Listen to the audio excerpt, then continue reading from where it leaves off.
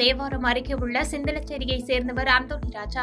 இவரின் முதல் மனைவியான லீமா ரோஸ் உயிரிழந்த நிலையில் செலின் மேரி என்ற பெண்ணை இரண்டாவது திருமணம் முடித்து ராஜ்குமார் என்ற மகனுடன் வாழ்ந்து வந்துள்ளனர். அந்தோணி ராஜா மது போதைக்கு அடிமையான நிலையில் நாள்தோறும் மது அருந்துவிட்டு அவரது மனைவி செலின் மேரியை அடித்து துன்புறுத்தியுள்ளார். இதனால் ஆத்திரமடைந்த மனைவி செலின் மேரி மகன் ராஜ்குமார் உதவியுடன் அந்தோணி ராஜாவை கல் மற்றும் கட்டையால் கொடூரமாக தாக்கி கொலை செய்தனர்.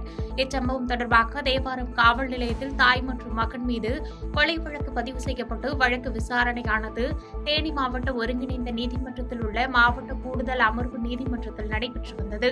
இந்த நிலையில் வழக்கு விசாரணை முடிவுற்று சாட்சியங்களின் அடிப்படையில் தாய் மற்றும் மகன் இருவருக்கும் ஆயுள் தண்டனையும் மற்றும் 1000 ரூபாய் அபராதமும் மேலும் அதை கட்ட தவறினால் மேலும் 1 வருட மேற்காவல் சிறை தண்டனையும் விதித்து நீதிபதி கோபிநாதன் தீர்ப்பு வழங்கியுள்ளார்.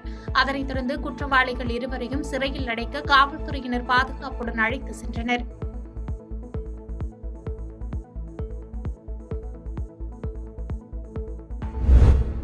திருப்பத்தூர் மாவட்டம் ஆம்பூர் அடுத்த கடாம்பூர் பகுதியில் தனியார் மருத்துவமனை இயங்கி வருகிறது. இம்மருத்துவமனையில் லேப் டெக்னீஷியனாக கடந்த 4 ஆண்டுகளாக பேர்ணாம்பட்டு பகுதியைச் சேர்ந்த 22 வயது பெண் ஒருவர் பணிபுரிந்து வந்துள்ளார்.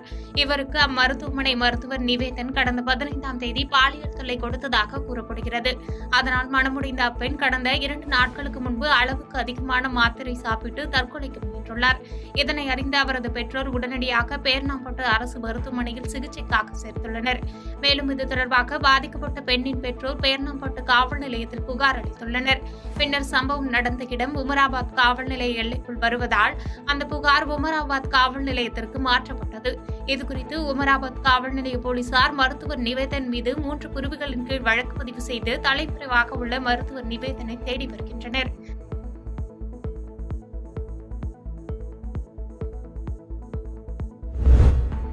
தூத்துக்குடி மாவட்டம் குலசேகரன்பட்டினத்தில் வைக்கம் போராட்ட நூற்றாண்டு விழா மற்றும் திராவிட இயக்க சமூக நீதி முன்னோடி சி.டி. நாயகத்திற்கு நன்றி பாராட்டு விழா, கலைஞர் நூற்றாண்டு விழா என முப்பெரும் விழா நடைபெற்றது.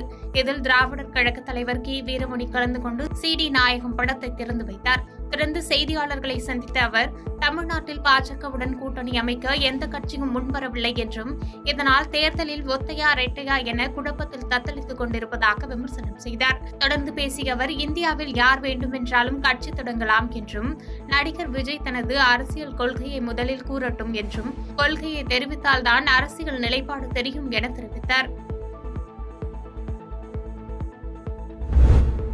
தூத்துக்குடி மாவட்டம் திருச்செந்தூர் அருகே உள்ள குமாரபுரத்தை சேர்ந்தவர் சவுந்தரபாண்டி. இவர் திருச்செந்தூர் திருநெல்வேலி சாலையில் குமாரபுரத்தில் இருசக்கர வாகனத்தில் சாலையை கடந்தபோது திருநெல்வேலி மாவட்டம் பாளையங்கோட்டையை சேர்ந்த முனியசாமி என்பவர் அதிவேகமாக ஓட்டி வந்த கார் இவர் பைக் மீது பின்னால் மோதியது. இதில் சவுந்தரபாண்டி சாலையில் தூக்கி வீசப்பட்டு பலத்த காயமடைந்தார்.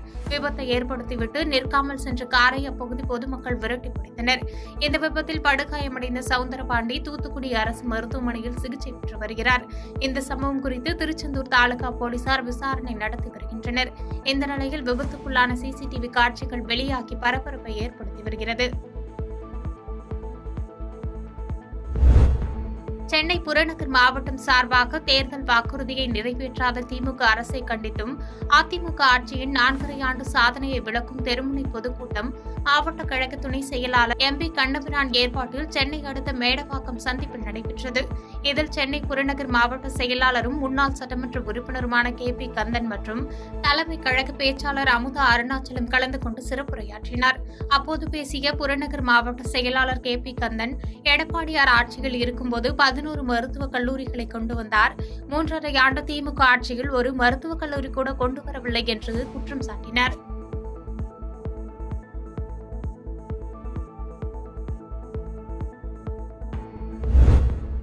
திருச்சியிலிருந்து கார்த்திக் என்பவர் சரக்கு வாகனத்தில் சென்னை கோடம்பாக்கத்தில் உள்ள கேட்டரிங் நிறுவனத்திற்கு சமையல் பாத்திரங்களை ஏற்றிக் கொண்டு வந்துள்ளார். இந்நிலையில் பரங்கிமலை போஸ்ட் ஆபீஸ் அருகே வந்தபோது கட்டுப்பாட்டை இழந்த வாகனம் சாலையில் சென்று கொண்டிருந்த இருசக்கர வாகனம் மற்றும் கார் மீது பயங்கரமாக மோதியது. இதில் பணியை முடித்து இருசக்கர வாகனத்தில் வீட்டிற்கு சென்று கொண்டிருந்த முகலிவாக்கத்தை சேர்ந்த அபிஷேக் என்பவர் படுகாயமடைந்தார். உடனே சம்பவ இடத்திற்கு வந்த காவல்துறையினர் அபிஷேக்கை மீட்டு அருகில் உள்ள தனியார் மருத்துவமனைக்கு ஆம்புலன்ஸ் மூலமாக சிகிச்சைக்காக அனுப்பி வைத்தனர். மேலும் விபத்து குறித்து பரங்கிமலை போக்குவரத்து போலீசார் வழக்கு பதிவு செய்து விசாரணை நடத்தி வருகின்றனர்.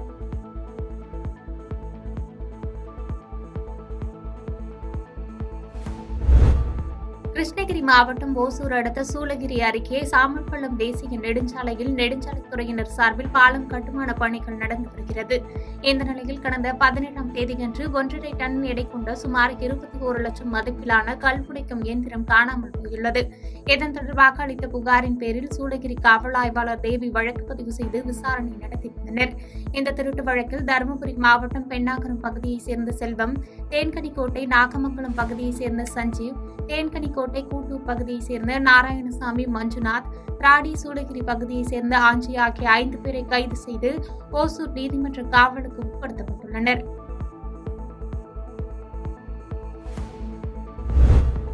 மேட்டுப்பாளையத்தில் உள்ள ஜடையம்பாளையம் பகுதியைச் சேர்ந்த கந்தசாமி என்பவர் கடந்த 2015ஆம் ஆண்டு ஜடையம்பாளையம் மார்க்கெட் பகுதியில் நடந்து சென்று கொண்டிருந்தபோது ஈரோட்டில் இருந்து உதகை நோக்கி வந்த அரசு பேருந்து மோதிய விபத்தில் உயிரிழந்தார்.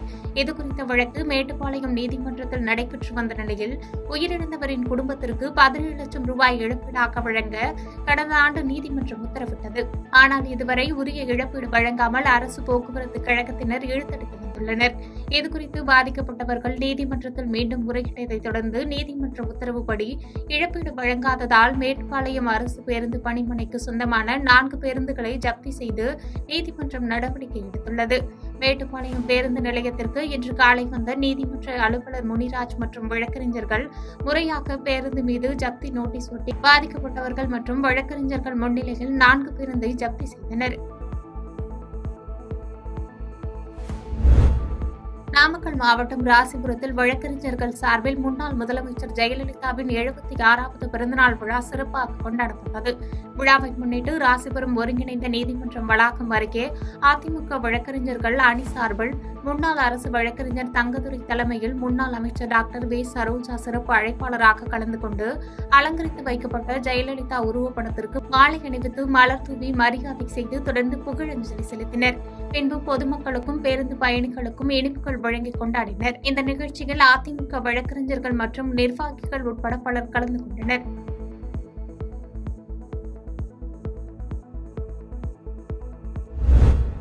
திருவண்ணாமலை மாவட்டத்தில் துணை ஆட்சியராக பணிபுரிந்து வந்த மு. கலைவாணி கடந்த சில தினங்களுக்கு முன்பு காஞ்சிபுரம் வருவாய் கோட்டாட்சியராக இடமாற்றம் செய்யப்பட்டு காஞ்சிபுரத்தில் பதவியேற்றார். இந்நிலையில் இவருடைய 2 குழந்தைகளான 3ஆம் வகுப்பு படிக்கும் பிரார்த்தனா மற்றும் 1ஆம் வகுப்பு படிக்கும் சாய் பிரணவ் ஆகிய இருவரையும் காஞ்சிபுரம் மாநகராட்சிக்குட்பட்ட தும்புகணம் மாநகராட்சி நடுநிலைப் பள்ளியில் இன்று கல்வி பயில சேர்க்கப்பட்டார்கள். பள்ளி துவங்கும் முன்பே பள்ளிக்கு வந்த இருவரும் முதலமைச்சரின் காலை உணவு திட்டத்திற்கு உணவருந்தினர். அப்போது அரசு பள்ளி மாணவன் என்ற பெருமையை ஒவ்வொருவரும் அடைய வேண்டும் என மாணவர்களிடையே உரையாற்றினார். அரசு அதிகாரி தனது குழந்தைகளை அரசு பள்ளியில் பயில வேண்டும் என எண்ணி செயல்பட்ட விதம் அனைவரிடம் வரவேற்பு பெற்றுள்ளது.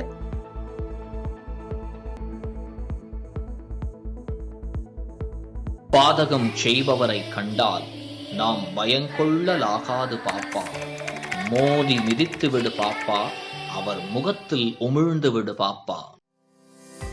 அண்மை செய்திகளை உடனுக்குடன் தெரிந்து கொள்ள இணைந்திருங்கள் இயம்நாடு தொலைக்காட்சியுடன்.